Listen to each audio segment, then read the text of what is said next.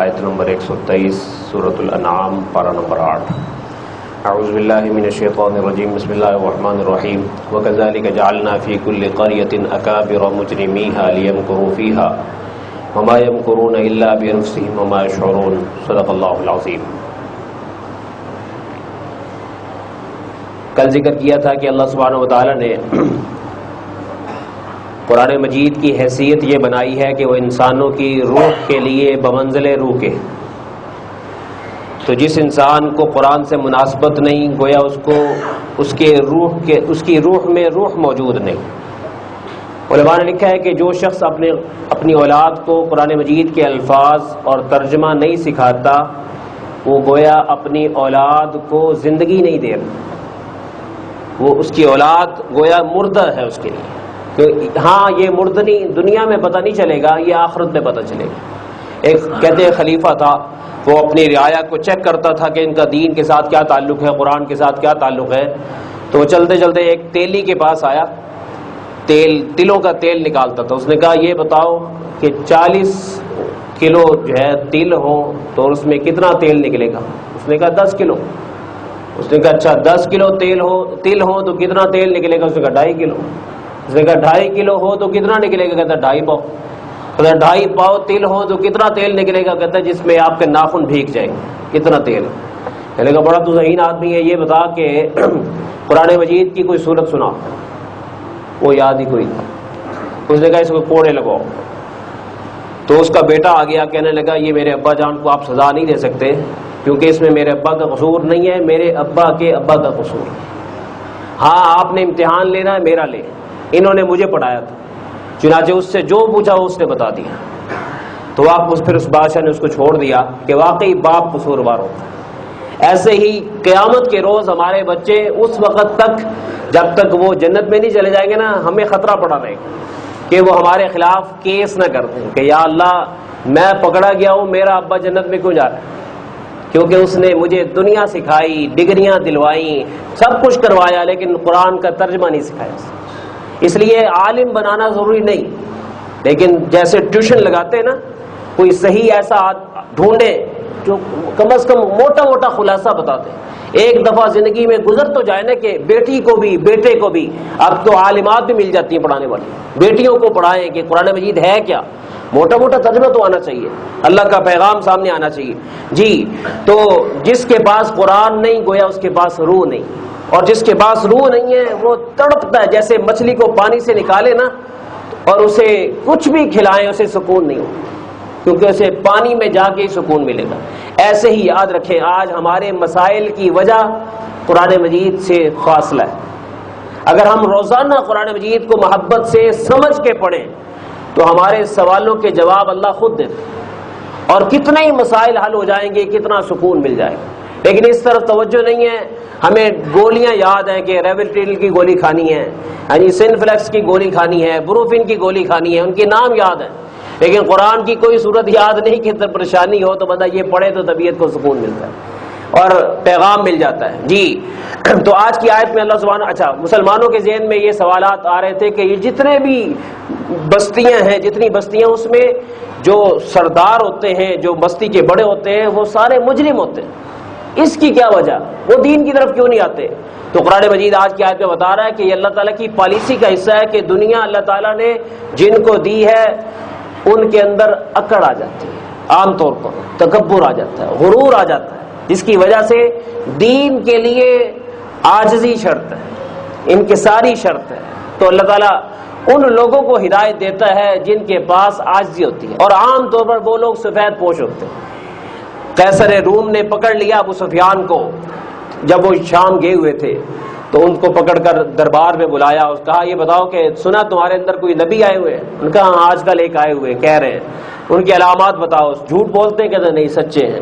ہاں جی ان کے ساتھ کبھی جنگ ہوئی؟ ہاں جنگ ہوئی۔ جیتے کہ ہارے؟ کہا کبھی ہارے کبھی جیتے۔ کہا ان کی بات ماننے والے کون ہیں؟ کہتے ہیں کہ غریب لوگ ہیں، سفید پوش غلام ان کی بات مان رہے ہیں۔ تو قیصر نے کہا کہ یہ سارے اوصاف سچے نبی کے ہوتے ہیں، اس کا مطلب وہ سچا ہے، کیونکہ سچا نبی اس کے ماننے والے سفید پوش زیادہ ہوتے ہیں۔ اس لیے یاد رکھیں اللہ تعالیٰ جن کو دنیا نہیں دیتا یہ علامت ہوتی ہے کہ اللہ تعالیٰ ان کو دین دینا چاہتا ہے۔ ہاں وہ الگ بات ہے کہ ہماری شقاوت ہے کہ ہم دنیا دین دونوں سے پیچھے جا رہے ہیں۔ یاد رکھیے دنیا میں پیچھے ہونا بدبختی نہیں ہے، لیکن اللہ کے نام سے پیچھے ہونا یہ بہت بڑے نصیب کی محرومی ہے کہ اللہ تعالیٰ کا نام ہی نہیں بندے کے پاس۔ اس لیے جس کے پاس اللہ کا نام ہے، اللہ تعالیٰ کی معرفت ہے، سب کچھ ہے اس کے پاس۔ تو اس لیے اپنی اولادوں کو اللہ کی معرفت سکھائیں، ذکر اللہ سکھائیں، اور قدم قدم پر کہ بیٹا اس موقع پہ کیا پڑھتے ہیں، اس موقع پہ کیا پڑھتے ہیں۔ واش روم جاتے ہیں آج کل 70% جنات واش روم میں ہوتے ہیں، اور وہاں ان کو نظر لگ جاتی جنات کی، وہ کہتے ہیں یار اچھا بھلا بچہ تھا پتہ نہیں کیا ہو گیا، دعا پڑھ کے نہیں جاتے، اثرات پڑ جاتے۔ ہماری خواتین دوپٹے کے بغیر واش روم جاتی ہیں، نتیجہ کیا ہوتا ہے؟ سر میں درد شروع ہوتا ہے اور کوئی کام کرنے کو دل ہی نہیں چاہتا۔ یاد رکھیں نبی علیہ السلام نے خود فرمایا کہ وہ جگہ جنات کی جگہ ہوتی ہے، وہاں پہ جو بھی جائے گا اور حفاظتی دعا کے بغیر جائے گا اس کا وہ پھنس جائے گا، وہ کسی نہ کسی مشکل میں آ جائے گا۔ اس لیے احتیاط کیجئے خود بھی اور اولادوں کو بھی اللہ کا نام سکھائیے۔ تو اللہ سبحانہ و تعالی بتا رہے ہیں آج کی آیت میں کہ ایمان نہ ملنے کی وجہ مال کا ملنا بھی ہے۔ وَكَذَلِكَ جَعَلْنَا فِي كُلِّ قَرْيَةٍ أَكَابِرَ مُجْرِمِيهَا، اسی طرح ہم نے ہر بستی میں گناہگاروں کے سردار بنا دیے ہیں تاکہ وہ اپنے مکر و فریب کا جال بچھائیں۔ چنانچہ مکے کے سارے سردار مسلمانوں کے خلاف تھے۔ نبی علیہ السلام نے ایک دن اللہ سے دعا مانگی لی کہ یا اللہ ایک تو ہمیں دے دے، سارے ادھر ہی ہیں، ایک دے دے۔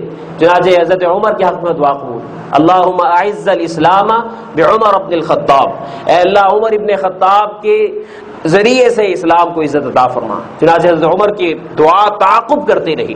کہنے لگے میں خانہ کعبہ میں آیا، رات کے وقت میں نیند نہیں آ رہی تھی، نیند نہیں آتی تھی تو وہاں کے لوگ بھی خانہ کعبہ میں آ جاتے تھے، تو کہتے ہیں وہاں حضور دعا تلاوت کر رہے تھے، الحاقہ کی سورت پڑھ رہے تھے، تو ساری سورت میں نے سنی، سارے بڑے وزن مل رہے تھے، تو میں نے کہا کہ یار یہ کیا کلام ہو سکتا ہے، ابھی مسلمان نہیں ہوئے تھے اس وقت کی بات ہے، کہنے کہ لگتا ہے یہ بہت بڑے شاعر ہیں۔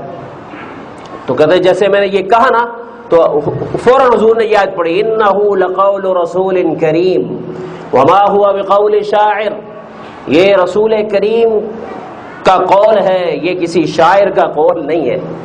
تو میں نے کہا دل میں نجومی بھی ہے ساتھ، یہ اس کو پتہ چل گیا میں نے کیا کہا۔ فوراً اگلی آیت وما هو بقول کاہن، یہ نجومی کی باتیں بھی نہیں ہیں، قلیلا ما تذکرون، ہاں تمہیں سمجھنے کی توفیق نہیں ہو رہی۔ تو پھر میں نے کہا یہ ہے کیا، ذہن میں اپنے آپ سے بات کر رہا تھا، ادھر قرآن پڑھا جا رہا ہے تنزیل من رب العالمین، یہ کائنات کے بندوں کے رب نے انسانوں کی ہدایت کے لیے اتارا ہے۔ کہتے ہیں بس ادھر حضور کی دعا تھی، ادھر قرآن سننا تھا، دل کی کایا پلٹ گئی اور پھر اندر ہی اندر چینج ہونا شروع ہو گئے۔ تو خانہ کعبہ کے غلاف پکڑ کے نبی علیہ السلام نے دعا کی تھی۔ اللہ سبحانہ و تعالیٰ نے ایک روایت میں تو آتا ہے کہ اللہ تعالیٰ یا اللہ دو سردار ہیں، عمر ابن حشام ہے ایک عمر بن خطاب ہے، جو یا اللہ تجھے پسند ہو وہ مجھے دے دے۔ تو ایک روایت میں عمر ابن خطاب کا نام بھی آتا ہے کہ عمر ابن خطاب کا نام لیا کہ ان کے لیے دعا کی کہ اللہ یہ عطا فرما دے۔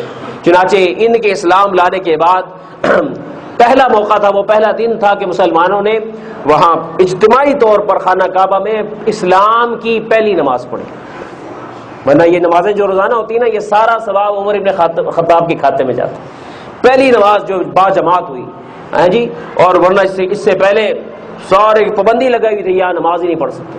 حضرت عمر کو اللہ نے بڑا بہادر بنایا جی۔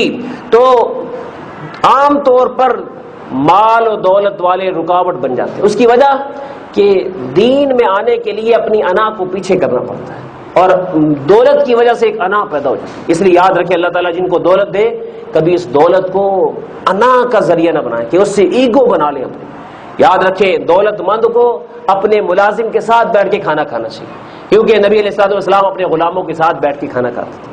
دولت مند کو اپنے ماتحتوں کے ساتھ وہ اس کو وہی کھلانا چاہیے جو خود کھاتا ہو، تاکہ اس کے اندر ایگو پیدا نہ ہو، اور جو اپنے لیے پکواتا ہے تھوڑا سا ان کے لیے بھی پکوائے، یہ نہ یہ کہ ان کے لیے علیحدہ سالن آ رہا ہے ان کے لیے علیحدہ سالن آ رہا ہے۔ ٹھیک ہے بیماری کا سالن علیحدہ ہو بھی سکتا ہے، لیکن کبھی کبھار ایسا بھی ہونا چاہیے کہ سارے مشترک ہو، تاکہ طبیعت میں یہ نہ ہے کہ میں کیا ہوں۔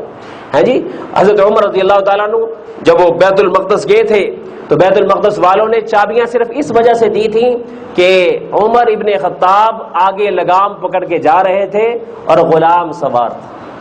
کہنے لگے ہماری کتابوں میں لکھا ہوا تھا کہ آخری نبی کے امتی اپنے غلاموں کو اتنی عزت دیں، تو ہم آخری نبی کے امتی ہیں، ہم بھی اپنے ماتحتوں کو عزت دینا شروع کریں۔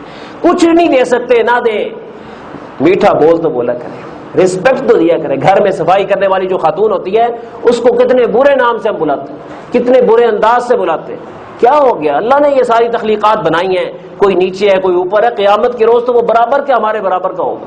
اس لیے کوئی بھی ہو آپ کا ماتحت کام کرنے والا، کم از کم اس کی عزت نفس اس سے نہ چھینے، اس کی عزت اس کو دے۔ یہ اللہ کو بڑا پسند ہے۔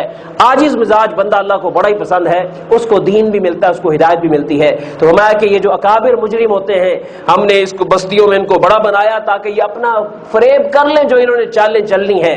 وما یمکرون الا بانفسہم وما یشعرون، یہ جتنی بھی چالیں چلیں گے اپنے نفسوں کے خلاف ہی چلیں گے، انہیں پتہ بھی نہیں ہوگا کہ نقصان ان کا اپنا ہوگا۔ چنانچہ 100 تلواریں نبی علیہ الصلوۃ والسلام کے گھر کے باہر، آپ علیہ السلام اندر، اور حکم آیا کہ اب آپ کو ہجرت کی اجازت۔ ذہن میں سوال آتا ہے کہ اللہ تعالیٰ اجازت دینی تھی پہلے دے دیتے، وہ جب کوئی گھیرا نہیں تھا اسی وقت اجازت دیتے، لیکن نہیں، اللہ کہتے میں نے اپنی خدائی دکھانی ہے۔ 100 تلواریں زہر میں بھیگی ہوئی، اور آپ علیہ السلام کو حکم ہے کہ نکلے، تو آپ نے مٹی پکڑی، یاسین والقرآن الحکیم انک لمن المرسلین علی صراط مستقیم پڑھ کے، وجعلنا من بین ایدیہم سدا ومن خلفہم سدا فاغشیناہم فہم لا یبصرون، پھونک ماری اور پھینک دی، اور سب کی آنکھوں میں اللہ نے ڈال دی، اور پھر آپ درمیان میں اطمینان کے ساتھ جا رہے ہیں۔ وہ 100 افراد کے اندر سے گزر رہے ہیں، جان کے دشمن بنے پڑے، 100 قبیلوں کے لوگ تھے تاکہ کسی کا نام ہی نہ آئے۔ اللہ کہتا ہے یہ جتنے بھی فریب چالیں چلیں گے اپنے خلاف۔ غزوہ بدر میں ابو جہل رقاصائیں لے کر آیا، صاحب شرابیں لے کر آیا، کہنے لگا آج ہم نے ان کے کباب کھانے مسلمانوں کے، ہاں جی، لونڈیاں لے کے آیا جس کو ناچنا آتا تھا، شرابیں لے کر آیا، بڑی جسے جتنے بھی عیاشی کرنی تھی نا، طبلے سرنگی سامان۔ کسی نے پوچھا کیوں؟ کہنے لگے مزے کرنے بعد جو وصیت ہے جشن منانا ہے۔ وہ کیا ہوا کہ چھوٹے 2 بچوں نے ابو جہل کی گردن کاٹ کے رکھ دی، ہے جی، اللہ نے انہی کے فریب کو انہی کے خلاف الٹا دیا۔ اس لیے اللہ کہتے ہیں ہم متاثر نہیں ہوتے کہ کسی بستی کے بڑے دیندار ہیں یا نہیں، بندو ہم تو اپنے دین والے کو دیکھیں گے چاہے وہ سفید پوش کیوں نہ ہو۔ اس لیے اس وجہ سے مرعوب نہ ہو کہ ہماری پاور نہیں رہی، ہماری ہمت نہیں رہی، ہمیشہ ہمارے بنو، اس لیے کہ ہمیں پاور کی ضرورت نہیں، کیونکہ پاور والے تو ہم ہیں، ہم نے ہر ایک کو پاور دی ہے۔ اس لیے تمہیں گھبرانے کی ضرورت نہیں، تمہیں اپنے آپ کو ہمارا بنانے کی ضرورت ہے۔